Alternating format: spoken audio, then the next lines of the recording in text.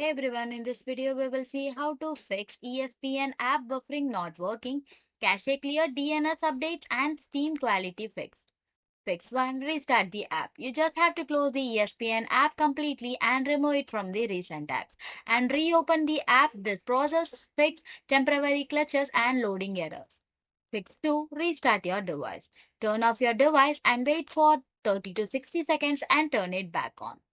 Fix 3. Check internet connection. Switch between Wi-Fi and mobile data for better connectivity. You just have to restart the router or a mode to resolve the connection issue. Move closer to a Wi-Fi source for a stronger signal. Check internet speed to ensure adequate performance. Stable internet is essential for smooth streaming.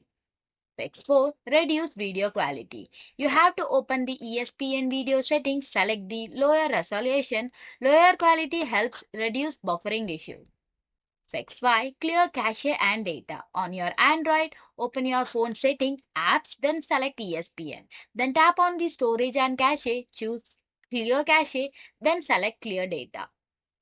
On iPhone, navigate to setting, general, iPhone storage, then you have to locate the ESPN and tap on the offload apps to remove the app while keeping its data. Then reinstall the ESPN by downloading it from the App Store.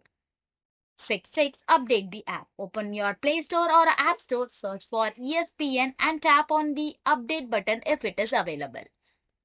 Fix 6. Reinstall the app. You just have to uninstall the ESPN from your device and restart your device to refresh the system.